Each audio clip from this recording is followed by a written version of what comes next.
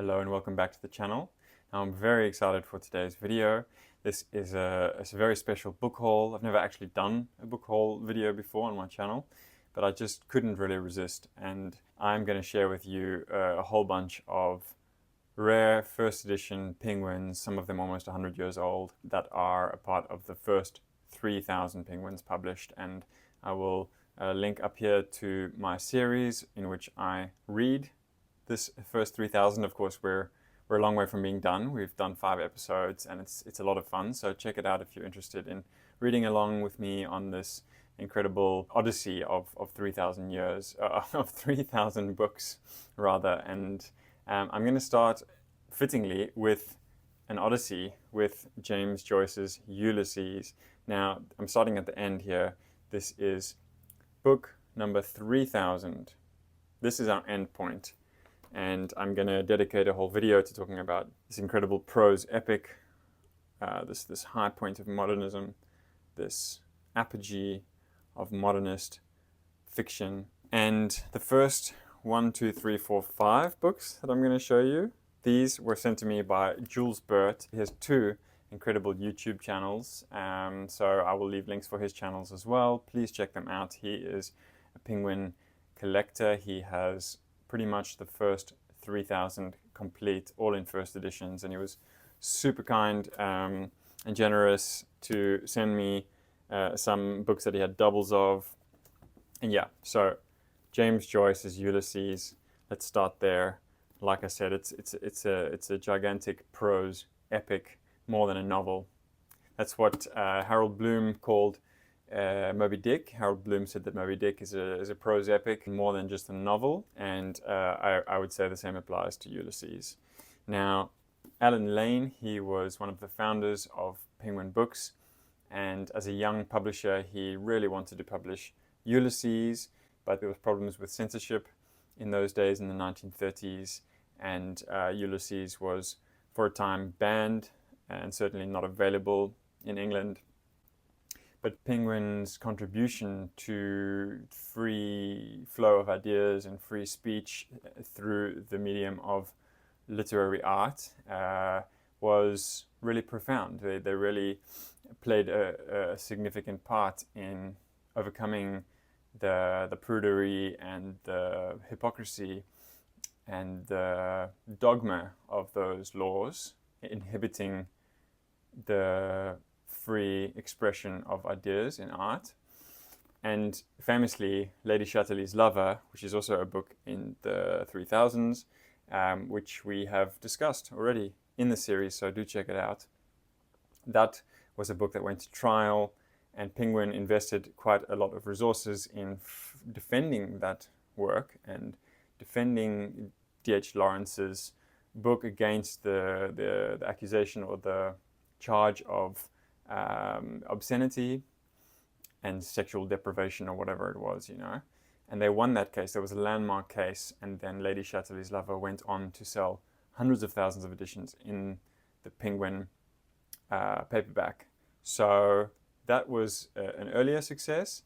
But then Alan Lane, so he wasn't able to publish this book in his career, but he came back to finish the series of 3,000 books by publishing Ulysses as number 3,000, and that was in 1968.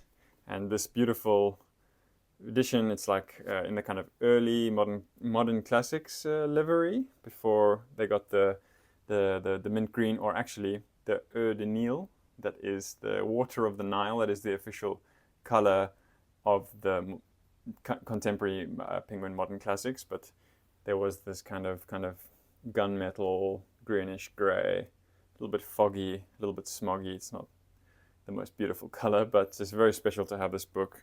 And there is a drawing of James Joyce himself on the back by Augustus John.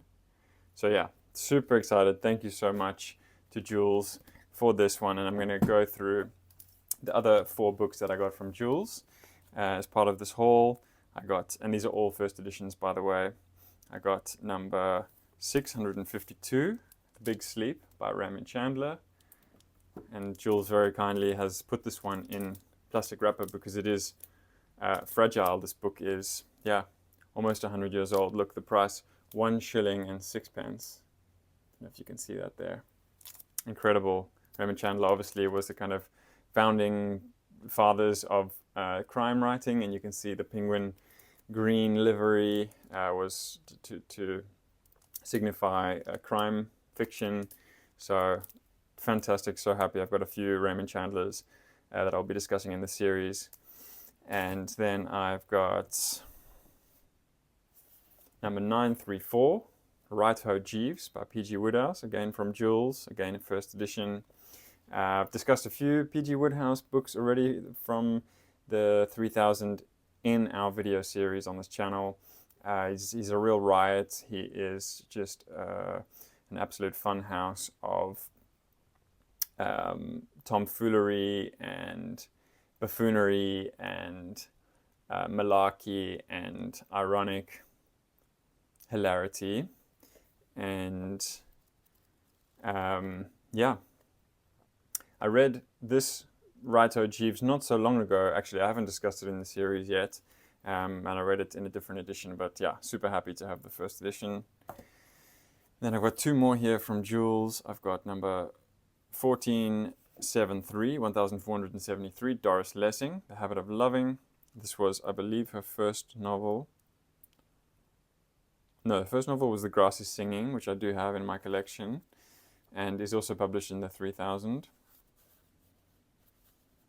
Wow, there's an old bus ticket that I found in the pages here. Plymouth City Transport. Wow, I love those little bits of paraphernalia that you find in the pages of old books. Incredible.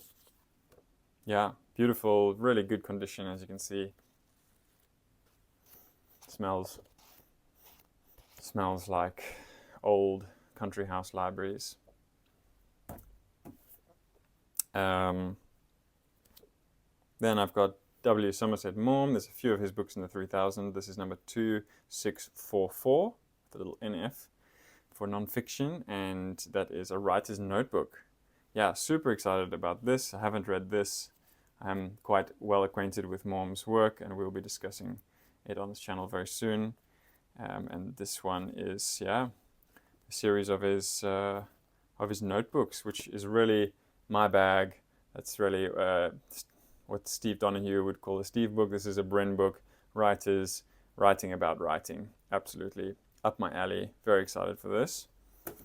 Right, and then I've got a bunch more. Like I've talked about in this series, my goal is to read the 3000 titles themselves, not per se first editions and old collectible editions, but because some of these are out of print, I would imagine that Somerset Maugham's notebooks are out of print. Let me know in the comments if you disagree or if you have information about more recent editions.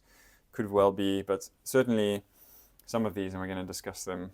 Look at that. Look at that stash of beautiful old editions. Yeah, some of them are out of print, so in order to read the 3000, I had to or have to get hold of early editions. So it's part of the fun, really. And so those 5 that I discussed were from Jules Burt. Please go check out his channel. It's really, he's got the most soothing, dulcet, calming voice. It's like wind rustling through leaves. It's like the earliest memories of being read bedtime stories by some beloved grandparent or something like that. That's maybe taking it to an extreme, but he really does have a soothing voice, and he has interesting things to say about his beautiful collection. My series is different to Jules Burt's. Mine is really focused more on the titles and the content of the books themselves rather than the early editions or collectible editions. But yeah, here we go. We've got some beautiful ones. I'm going to go through these quite quickly. I've got number 8, William by E.H. Young. So I've acquired these in different places in the last few months and haven't shown them on the channel. Number 9, Gone to Earth by Mary Webb. Many of these writers are forgotten and out of print. Number 10, Carnival by Compton Mackenzie. It's quite a thick one. Really small print, the early editions, although these 3 were part of the 50-year Penguin reprint in the original livery. So they were published in 1985, and I've already discussed, you can see the first 10 on the back here. Ariel, Farewell to Arms, Poets Pub, Madame Claire, Unpleasantness at the Bologna Club, Mysterious Affair at Styles, and 25. The first 7 we've already discussed on the channel. So yeah, some of them are really brilliant. Then I've got number 529, Lord Jim by Joseph Conrad. Oh, yeah, really incredible. It's the smell of time. I mean, John Ruskin talked about the stain of time on, old architecture and how it adds to the character of the building and even affects the kind of atmosphere and the ambience of a certain place or space. And I think the smell of old books and the kind of old foxed brown pages, it also adds to the ambience of a reading experience, and it's quite beautiful. We have not really discussed Joseph Conrad on this channel, but I've got a bunch of his books there, and yeah, we'll definitely get to him. It's pretty out of fashion. Not a lot of people like Joseph Conrad, but I think I have some interesting things to say. Right, number 969, Monica Dickens, One Pair of Feet. I'm pretty sure Monica Dickens is out of print, but yeah, I don't really know much about her, to be honest. I don't know much about her. Anyone familiar with Monica Dickens' work? Let me know. There's maybe 2 or 3 of her books in the 3000 and I haven't read them yet. Then another early foundational influence on crime fiction writing, and that is Earl Stanley Gardner. This is Murder Up My Sleeve, number 968. So just approaching the end of the first 1000. Then I've got a run here of crime fiction. I've got Douglas Rutherford Comes the Blind Fury. It's number 944. Another Raymond Chandler, The Lady in the Lake, 867. Very excited to talk about Chandler on this channel, and The High Window, probably arguably his most, or one of his most famous works, along with The Big Sleep, of course, which pretty sure I have that somewhere in this collection in a different edition. There is Chandler on the back with his cat and obligatory pipe. Then Huxley, we've talked a little bit about Huxley in the series already with The Doors of Perception. This is Those Barren Leaves. He's still in print in certain of his books, but I think Those Barren Leaves could be out of print. It's number 832. I'm jumping around a little bit in the numbering here. Carter Dickson, The Judas Window. This guy was a very prolific crime writer in his day, probably out of print as well, number 819. More Carter Dickson. In fact, we've got a triptych of Carter Dickson books to finish off here. We've got And So to Murder, which is number 814. She Died a Lady, number 816. And 819, yeah. 3 Carter Dicksons. So yeah, that was my book haul. I've actually got loads more Penguin first editions and early editions in this series, all around this house. So this is not all of them, but this is just a few that I have acquired. Again, huge thank you to Jules Burt for these ones.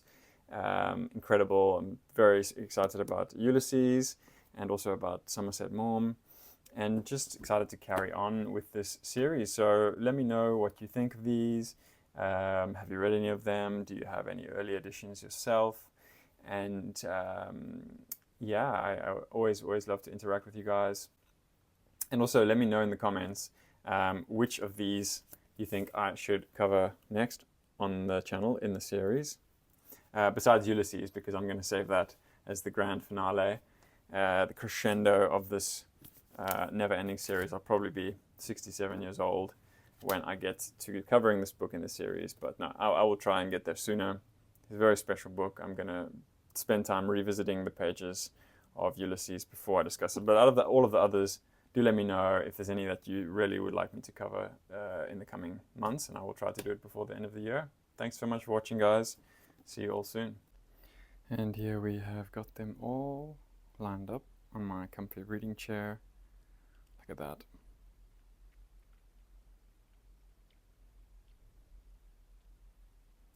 Good stuff. Really, really good stuff.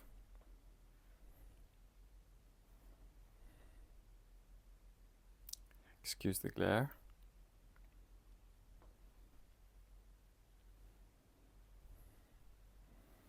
Should we have a little read? 1917. W. Somerset Maugham. In this year I was sent to Russia on a secret mission. That is how I came to make the following notes. Wow.